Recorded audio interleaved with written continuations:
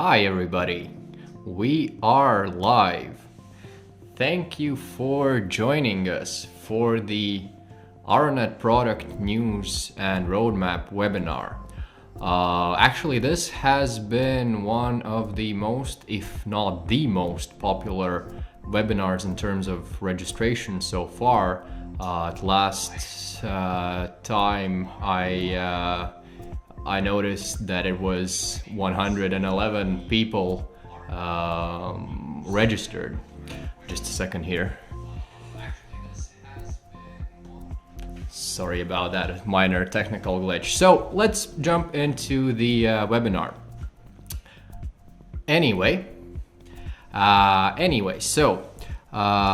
today, as I already said, it's been a while since we recorded the previous news and update webinar.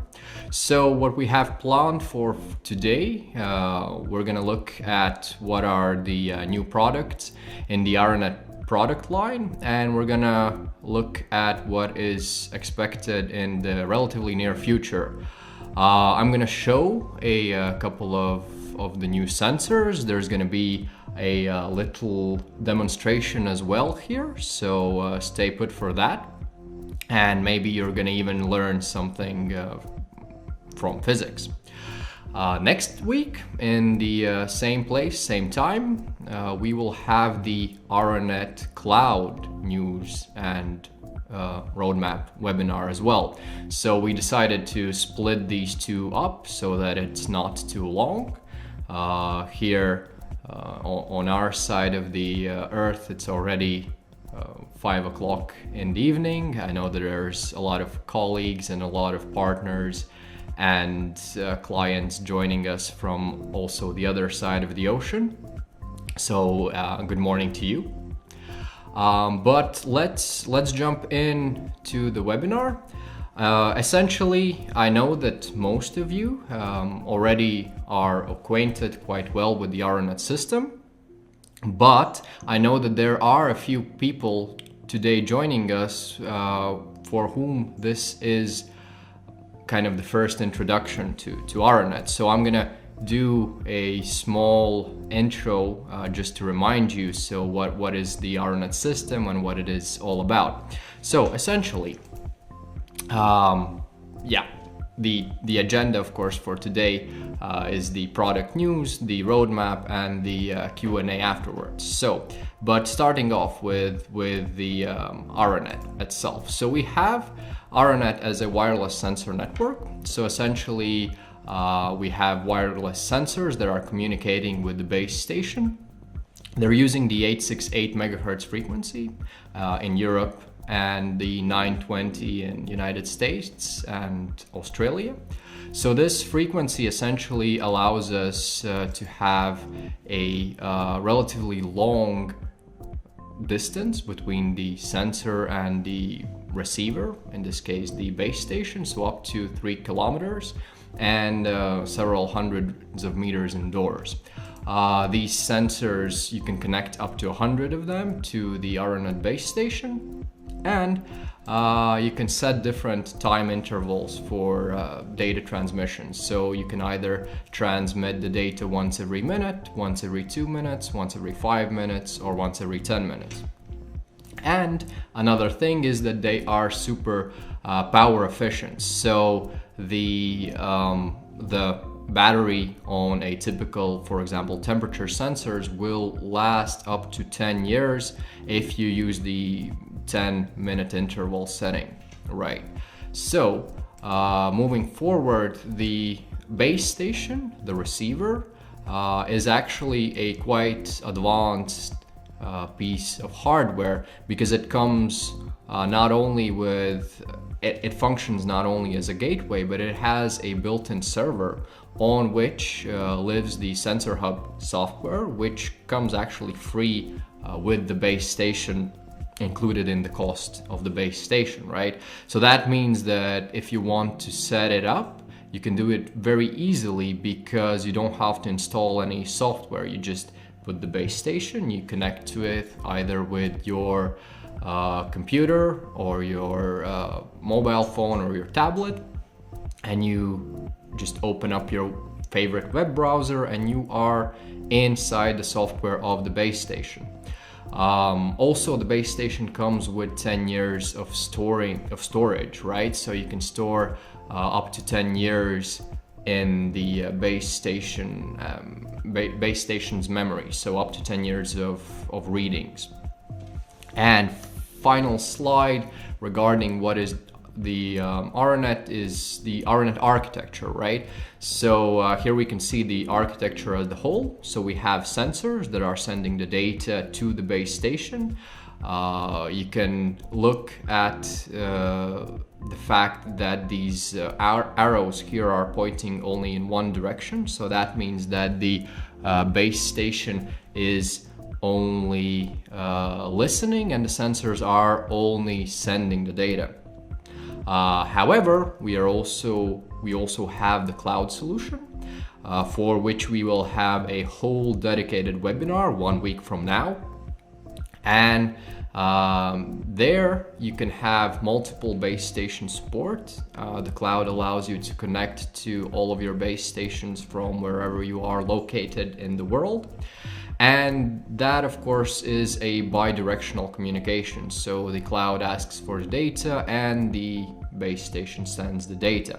So I know that everybody who has worked with Aranet already knew these things. So all of our partners and clients that have joined today. But this was just a quick introduction for those of you who might not yet be that familiar to the whole Aranet ecosystem. But now, without further ado, let's jump into that news segment. So when I was preparing for this webinar, I realized that the last kind of update webinar we had like 7 months ago. So quite a lot has happened in these 7 months. And the main thing is actually this new application for Aranet 4. So I believe all of you have seen Aranet 4. So this is currently our most popular product, and we foresee that in the near future it will probably remain our most popular product. But up until this point, the main application was just monitoring CO2 levels, because as you probably already know, high CO2 levels indicate high CO2 levels result in detrimental health effects. But it has become increasingly popular due to the fact of the novel coronavirus disease. And actually, if you want to learn more about that, we did a whole webinar on that subject. So this CO2 monitoring, how CO2 monitoring can help you protect against contagion of SARS-CoV-2. This kind of issue has become so popular that about a week ago, Aranet 4 was even featured on CNN news. So this is getting relatively more and more popular. So just to kind of summarize the main points here. So COVID-19 spreads via aerosols. So these are small droplets that can linger in the air for several hours. And proper ventilation actually can reduce the risk of contagion. So Aranet 4 is the perfect device because it can tell you whether or not your ventilation is sufficient, or whether you need to increase it, either by opening a window or by opening doors, or if none of that is possible, just leaving the indoor space altogether. But if you want to learn more about that, I strongly recommend to watch our latest webinar, the previous one, where we go really into depth regarding the science behind it and why is this, and how Aranet 4 can actually help. In terms of Aranet 4, there is also another news kind of maybe not that important, but also interesting, as we've been focusing on selling it to universities and schools. One of the requests that has quite often come about is to make it theft proof. Of course, we understand that in reality nothing is completely theft proof, but we essentially made this wall mount that really decreases the probability of the Aranet 4 being stolen. So this is a specific screw that can be opened with a very specific screwdriver, so that typically nobody that would want to steal the Aranet 4 would probably have one of those with him. So this is something that was quite often requested, and essentially it is now available. So the Aranet 4 solution has become even more all-encompassing, so to say. Moving on forward. So other interesting sensors that have arrived since the last time we had the webinar is actually our differential pressure sensor.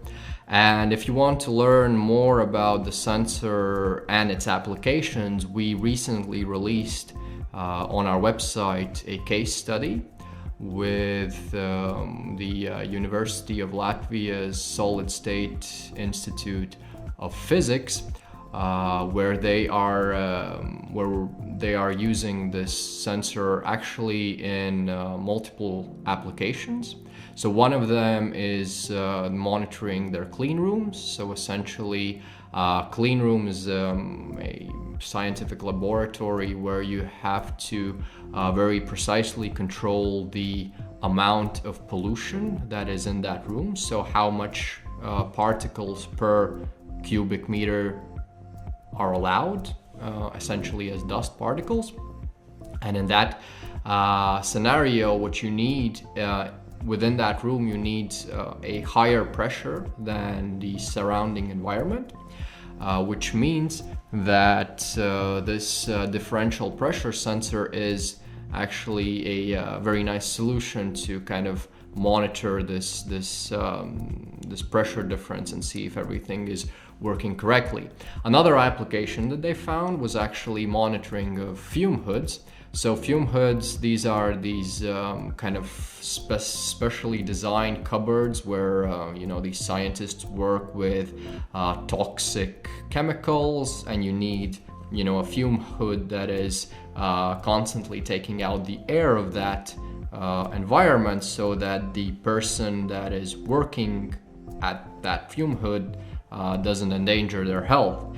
And they discovered actually that using this sensor, they can very easily monitor whether or not their fume hoods are working properly, right? So in case something goes down, something goes wrong, they get an alarm sent by the Aranet Pro base station, and they can inform their researchers and inform their employees that the situation is no longer safe and they have to either fix the fume hood or just stop working there altogether, right? So this is an interesting sensor that actually has been released for a while now, but since it got released in this time period since the last webinar. Right, so moving on forward, one interesting sensor is the NH3 or ammonia sensor. So the chicken here is not to kind of indicate the scale of the sensor, but is actually the most popular application for the sensor. We are really focusing in the previous months very much on the the livestock and poultry business, where it is very important to monitor ammonia, because this gas is very directly related to the productivity of the hens. and this is a very poisonous gas, and also for the people working there, but it is especially bad for anything that is electronic. So it was quite difficult actually to build a sensor that is, completely isolated and still can measure ammonia, because if you put anything, electronic in a ammonia atmosphere, it gets corroded really fast, and these technologies die quite quickly. But now we have an ammonia sensor in our portfolio, so that can be very useful in this livestock application. So actually looking more still into that same livestock ammonia proof application, we have developed also a new TRH IP67, so temperature and relative humidity sensor on a probe. So I have it actually over here. So this is a sensor with a probe, and this probe right here that I have is actually ammonia resistant, and that allows us to measure both temperature and relative humidity in an ammonia atmosphere. But that's not all about the sensor. It actually can act as a regular temperature relative humidity probe sensor, because these probes right over here, they are exchangeable, right? So you can actually take a regular, let's say, probe on the top, and just put it there and measure temperature and relative humidity wherever you need a probe sensor. It also allows for having variable length cables, right? So you can have different cable lengths attached to it. So this could go even longer than this little probe that I have here. And whenever we're talking about places where you need to recalibrate the sensor every year, or if something happens to the sensor itself, then it's actually a lot cheaper to exchange only the sensor tip, and the radio part can be working fine. So that really optimizes the cost. And if you need to calibrate it once a year, you just need to send this off to calibration, not the whole sensor itself. So essentially, this is a really nice addition to the Aranet portfolio, and this one I think nobody has yet seen, because we are releasing it very soon. Essentially, it is ready for order, just a couple of last marketing materials have to be finalized. So this brings us to our last point in this news segment, and I would say this is the most interesting news article, and hopefully for many of you very helpful. It is our new Aranet radio site survey ping pong kit. So as many of you know, we used to have we still do actually have a site survey, or what we call it a test sensor, which was a sensor with a big red button on top of it. And then it sent the signal to the base station, and that was used whenever that red button is pressed, it would send the signal to the base station. And that sensor was used to make site surveys, because you cannot really model the radio environment in different indoor places. So a site survey sensor was quite useful. But it also always came with this hassle that somebody had to be either at the base station, or you have to figure out a way to check the results on the base station, or you have to remember where you were with the sensor each time when you press the button. So to actually solve it, and to make the already easy to use Aranet system even more easier for you, and especially here we're talking about partners and people that are actually doing this installation, we created a sensor kit, a ping pong kit, which consists of 2 sensors like these.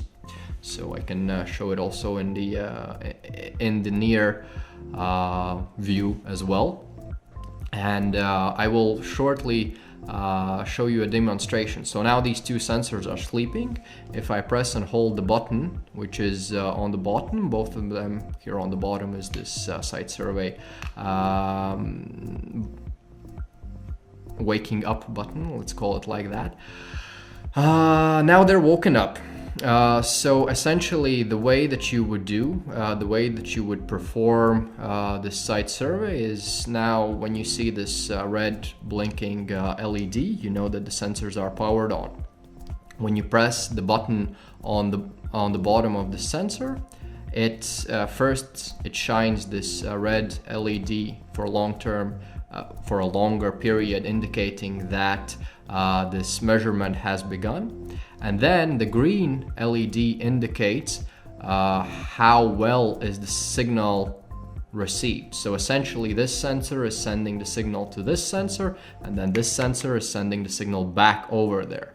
And this green LED indicates how good is that signal. And on the presentation screen right now, you see how this pattern is chosen. So this one long flash that you saw beforehand, this is, excellent radio signal, essentially what you get with the sensors right next to each other. Then 4 short flashes, signal strength is lower, 3 flashes even more lower, 2 flashes even less, and the lowest that you can get is below 100 dBms, and no signal will be received below 120 dBms. Essentially, whilst I was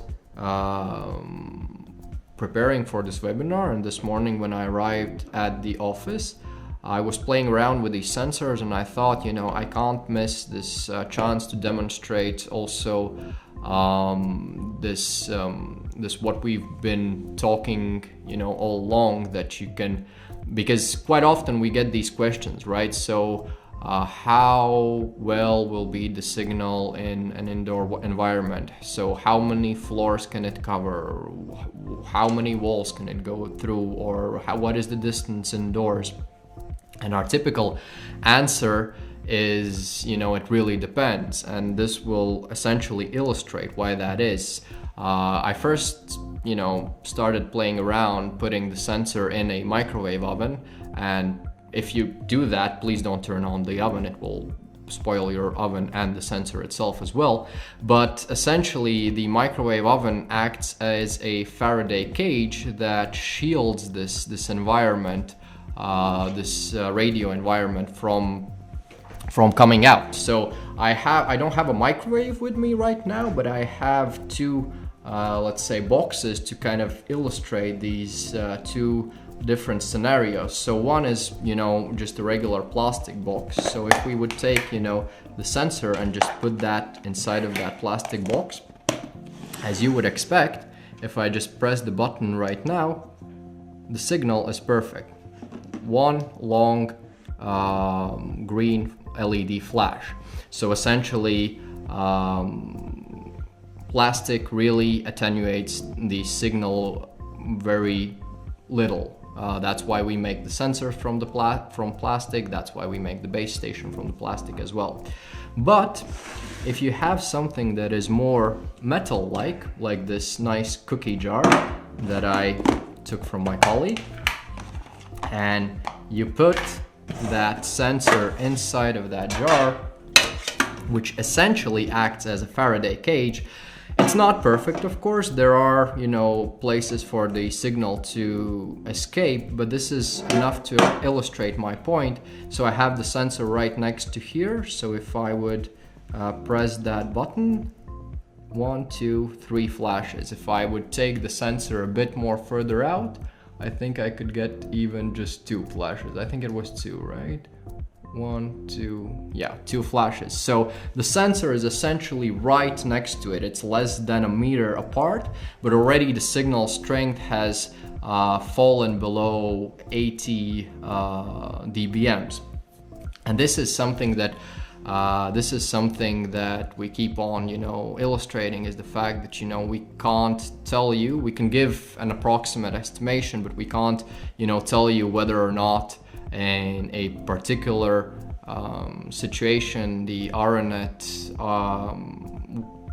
how many base stations will you need in a particular situation, because you might have, sandwich panels in the walls and it can attenuate the signal completely, or you can have, brick walls that have almost no problem, for the sensor signal to travel through. So if you are a partner of Aranet, I strongly suggest you getting a test kit like this, because I myself, I have done site surveys in a couple of times, and it is a hassle to bring the base station and bring the sensors and to figure out the best way to, and you also want to perform it fastly.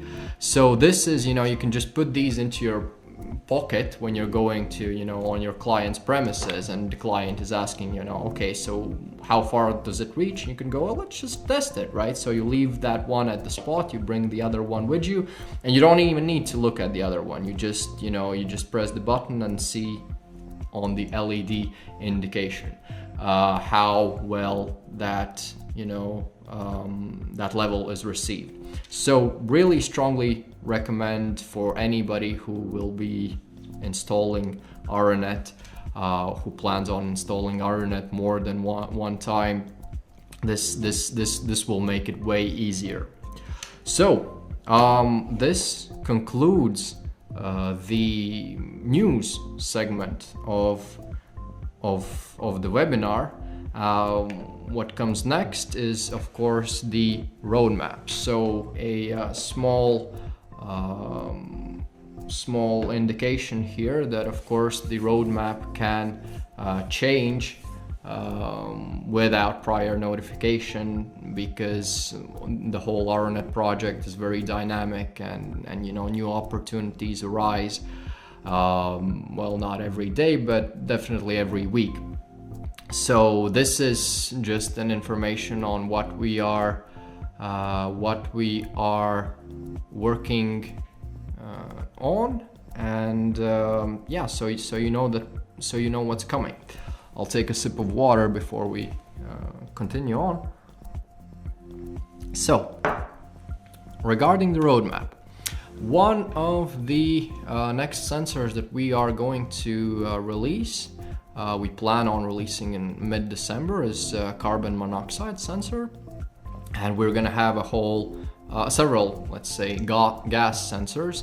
The first gas sensor was the ammonia, so because there was a real application for it, that was the one that was most prioritized. CO sensor, carbon monoxide. Carbon monoxide is a gas that is released wherever you have any burning process, and especially in places where you have burning in an atmosphere where there's not enough oxygen, right? So that's why I have this picture of a fireplace on the presentation. Essentially, there, for example, we have cases, we have applications where in the same livestock industry they heat these chicken coops during the winter with natural gas, and using that there might be a situation that there is CO buildup, and that is of course very bad for the health of the chickens and for the people working there. And also this gas is it does not have an odor, so that means you can't really smell it. And if there is for some reason a leak of such a gas, you do not know it until it is too late. So quite an important sensor. Moving on forward, another interesting sensor coming soon is NO2 sensor.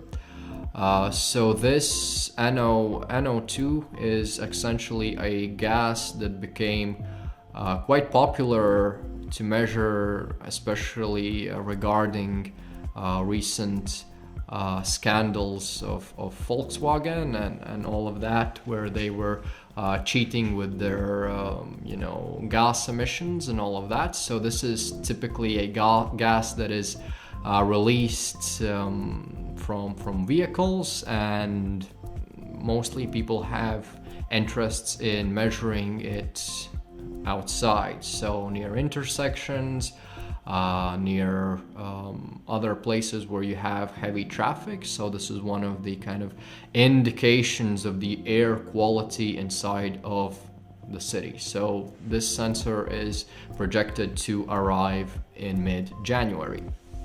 Going on forward, we have the Aranet infrared plant thermometer. So this is a sensor that will be used to measure plant surface temperature. It is currently let's say a prototype of it is in field tests, and depending on the results of these field tests, we will know how soon can we release it. So essentially this is used in horticulture to calculate the vapor pressure deficit. So this was the only sensor missing in the Aranet portfolio for a full kind of horticulture set to be able to calculate the vapor pressure deficit, because that's dependent on the leaf surface. And moving forward, we have in very near future we are planning to release a improved version of the ultrasonic distance sensor, because we realized that the previous version did not work well with different materials in silo monitoring, so it did not reflect well. So we are working on an improved version that will actually make this sensor more applicable to measuring the level of different materials, because as the sensor stands now, it is appropriate for water and other very flat surfaces. So essentially, when the new version is released, we will have a ultrasonic distance sensor that will be capable also to measure distance to different surfaces, not only water. So that's quite important if you want to measure grains, if you want to measure other cereals and bird feeding towers and other places similar to that. Moving on forward, there will be 8 logical sensors. I will go into depth of each and every one of them right now. Essentially, what we have now is already one of them is actually has been released for some while now, which is the Aranet pulse sensor. And there will be, let's say, 3 other types of sensor. So in total, there will be 4 types of different sensors, and both of them will be both in digital and in analog versions. So the first one is this pulse counter or Aranet pulse sensor that we already have in an analog version available now, but we will have in next year also a digital version. So the functioning of the sensor is like this. So you see below there kind of a sample channel input, what that sensor receives. So that means it is essentially monitoring, let's say, a switch.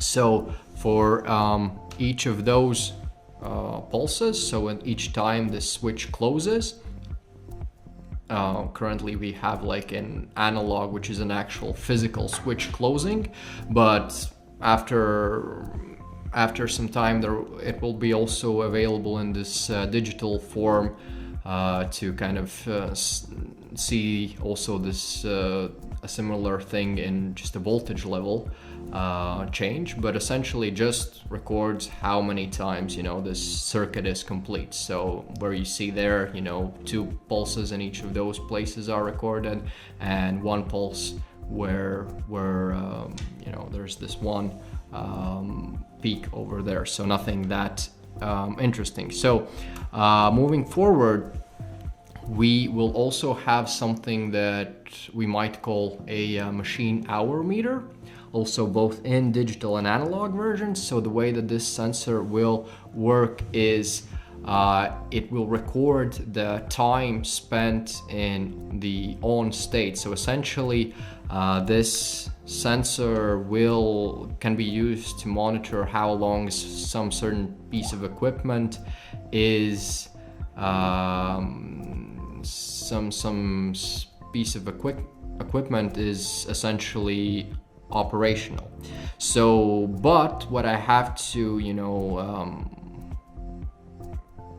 what I have to kind of point out here is essentially the fact that we still are a bit limited by this functioning of the Aranet system as a whole, meaning that we cannot record signals for times that will be shorter than a minute. So for example, in this case, where you see on the bottom x-axis time in minutes, you will only see this recording in this time step where the Aranet can take a measurement. So if something gets turned on and turned off for less than a minute, that will not be recorded. Going on forward, an on-off sensor as well. So this essentially logs the current state of the system. So essentially when it goes from on to off, and both from off to on and from on to off. And also here it is important to remember that we cannot record anything in less than any state changes that take less than 1 minute. And the fourth kind of sensor in this family is the alarm sensor. So here I'm using the sample pulse channel input that we had in the first case. So with the exception that here the time is also in minutes. So this sensor will operate differently than other Aranet sensors do, because it will send the signal only at that time when the alarm is recorded, and it is sent essentially immediately. But here we also have to take into account that we cannot oversaturate the spectrum, right? So because using this 868 megahertz frequency band, it is license free, but there are some limitations for it. And that means that we can't send a signal more frequently than once a minute, which means if an alarm is sent, then that sensor is inhibited for a minute. So for example, if another alarm might arrive less than 1 minute afterwards, it might not be sent. So this is kind of all of what concerns the roadmap from the point of view of hardware. There is something interesting coming also very soon in terms of the base station software. So a planned release of December 15th of the Sensor Hub version 3.0, and amongst other things that it will have, bug fixes and things like that. One of the most important things would be a setup wizard. So one of the things that our clients typically say that they really actually enjoy most about our system is the fact that it is very easy to use, very easy to set up, And it's very self-explanatory. We tell our clients that even your mother-in-law could set it up if she needed to.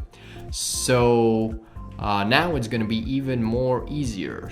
It will include a setup wizard, so for anybody who is setting the Aranet system up for the first time, it will be truly plug and play. You would plug the base station in, open it up, and it will guide you through the sensor pairing process and everything else. So for a system that is already easy to use, it will become even easier. So I see it is 5:41, so the timing is kind of very nice. This rounds me. This kind of concludes this this active part from this presenting part from my side.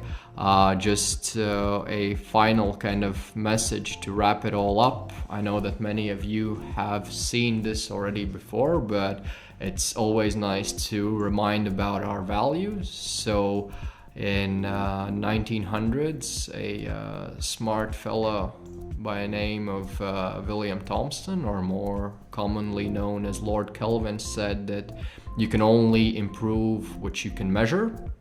And this is essentially what Aranet is all about, of making these measurements as easy and as straightforward as possible, so that you can have your improvements and you can do your improving as you wish. So it all starts with the measurement. And this brings us essentially to the Q&A session. I will also put the email up here. So essentially, if you have any questions after this webinar, you can email them either directly to me, or if they are more of the technical type, we also have a tech support email on the screen available. And I will remind you that you can ask questions now in the chat. So now in the chat, I see that there are only 2 questions, so hopefully more questions will arrive. So the first question is from Andrew is, hello Toms, for the test tester, why not use an LCD screen? Well, I mean, you could use an LCD screen, but that would drain the battery quite fast. You take these sensors and you have only flashing LEDs, and with the LED you can indicate at least approximately the signal level. And I think an LCD screen in this case would be a little let's say overkill.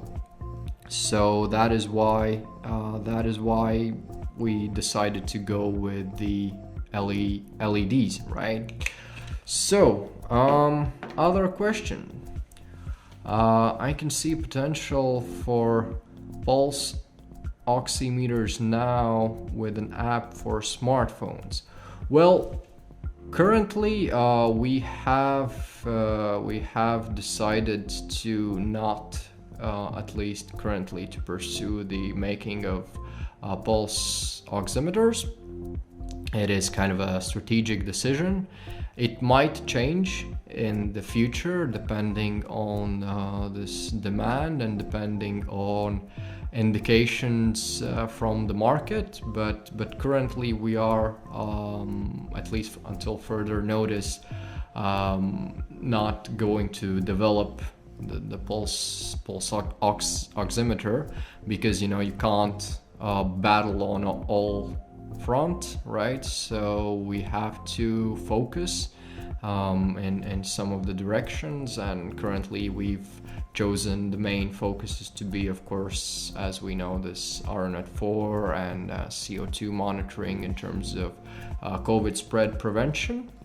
Also the horticulture, supermarkets, and livestock, right? So these are the areas that we are focusing really intently on now. So more questions from Andrew. Hopefully someone else also is interested in asking questions, but happy that you are so active. Right, so yes, but we use it occasionally for right, so that is not a question. Right, so I will essentially wait if there are any more questions coming. Typically, during this time, a lot of questions usually arrive, but maybe this time I was so clear in my explanation that everything was understood by everybody and there are no more questions. I see that 41 people are still watching, so I suppose that some of you might have the inkling to ask something, so please use this opportunity.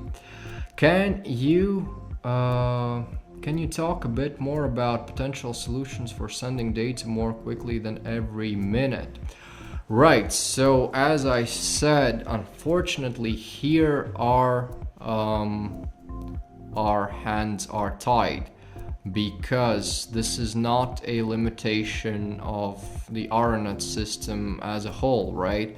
It is actually a limitation of this frequency band, this LoRa frequency band, 920 in United States, 868 in Europe, because this is a license-free frequency, but it comes with its limitations, and one of the limitations is how much you can saturate the spectrum, right? So if we are sending this, if we are using it, we kind of have to respect the law, right? So this is a limitation of the Aranet system, but for each system there is a certain application where it's applicable and a certain application where it's not, right?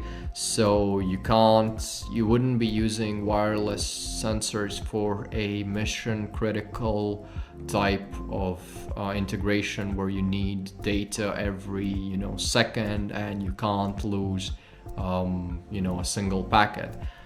This is not really what this frequency was designed for. So unfortunately,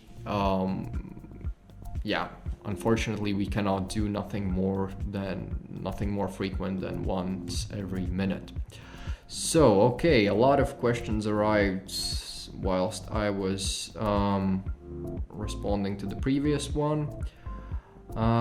So have you seen a nice advertisement of Aranet 4 on CNN last Friday by Harvard professor? Yes, we have, and actually we had it in the presentation. Let me go back here.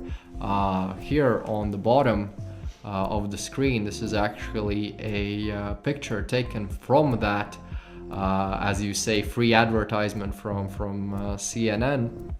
And it was actually very, very nice, and it was this was not something that we knew about before it aired. It's just it just goes to show that the Aranet popularity has grown so much that you get this kind of nice natural publicity, and this is a prominent Harvard professor, and I hope that he is using Aranet 4 because he knows which is the best device to measure Aranet to measure CO2 with, but he is in no way associated with Aranet. It was just let's say natural publicity.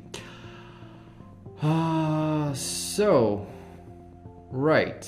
Okay, excited to have a call with you as well, Evia. Any plans for radio with LoRa communications option? Currently, no. We are going this private route.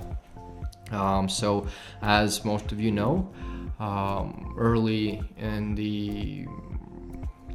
on and when Aranet was first created, a strategic decision was made to kind of have our own proprietary network. And the reason to do that is so that we can control the quality of said network, right? So we make the sensors, we make the base station. You can integrate the base station into other solutions and monitor, and essentially do other things based on the measurements of the sensors. Or you can use our 4 to 20 milliamp universal connectors to add third-party sensors to the environment itself. But we've made this the communication protocol between the sensor and the base station proprietary, because being radio experts, we know let's say we want to kind of stand by our own quality in terms both of the ease of use, because for those of you that have worked with LoRa and LoRaWAN, it is quite a hassle to set it up, right? You need IT knowledge, you need to program, or it's not straightforward. Whereas if we have this control over this whole radio environment, we can make it really plug and play. You put the batteries in and you're done, and the system is working. That's one thing. The other thing is that it is also an issue of security, and not so much maybe in these encryption algorithms, because LoRa has good encryption algorithms, LoRaWAN meaning, but quite often what you see with third-party sensors is the problem with password management between these sensors, because you kind of have to have these passwords, right? Because you have to make this concrete sensor to talk with this concrete LoRa base station. But because of this, you have a lot of room for human error. So quite often you'll be able to find these passwords on some forums, or they'll be written on the sensor and on a sticker, and that leaves a lot of room for human error, and to kind of making the system quite insecure. So for this foreseeable future, we want to leave Aranet as it is, in terms of you have your own private network. You're not dependent either on third-party LoRa network providers, or you don't have to worry about how to make this sensor work with this base station. We have that all fixed for you. You can add your own sensors via these integrations. You can integrate the base station to your network, to your other systems or your other applications, what have you, and we will guarantee that our expertise, our bread and butter, which is this radio communication between the base station and the sensors, work as better than anything else. So I didn't get the difference between the analog pulse and digital pulse. Can you elaborate more? Okay, so the analog sensors are analog in their let's say setup, right? So analog meaning that there's an actual physical switch connecting every time the pulse is sent. So you have these sensors with, for example, a reed switch, which is a small kind of magnetic thing that's spinning around. And for example, you have you want to measure water flow, right?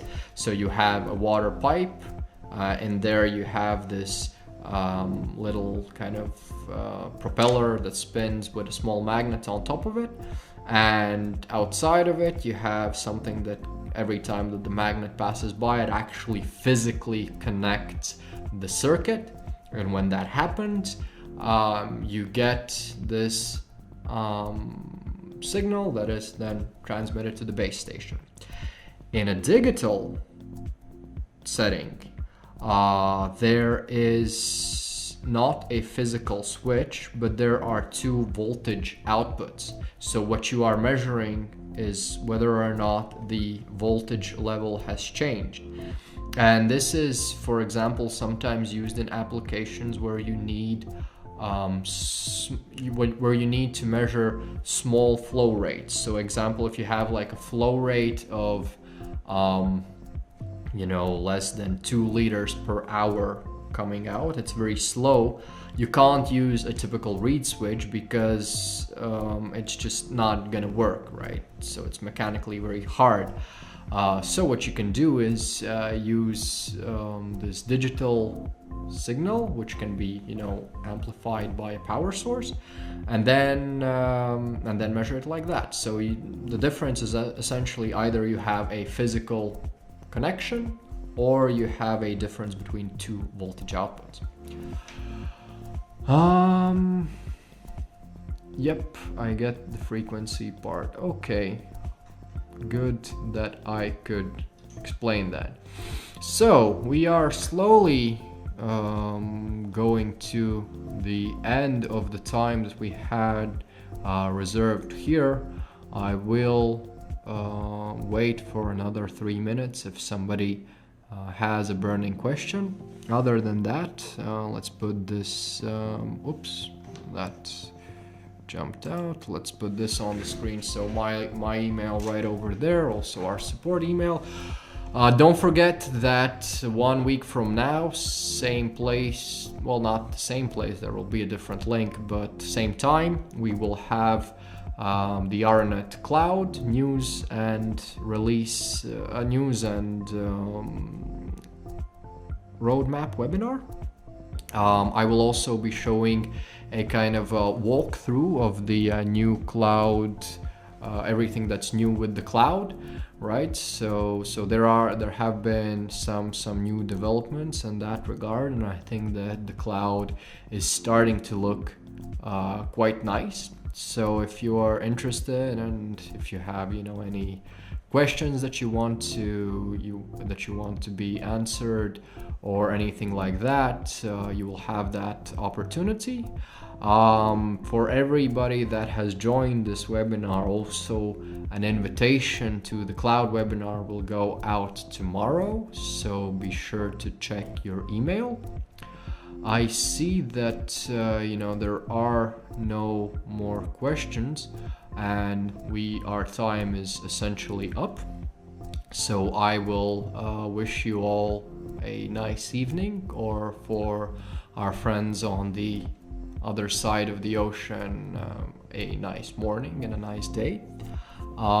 This webinar, as all of the others, will be available on our YouTube channel, so you can rewatch it. It will also have in the description all of the relevant materials where I mentioned it. So basically these case studies, these other webinars where we go more into the depth of the COVID application. So so be sure to check that out. Okay, so I will see you all next week. Stay safe.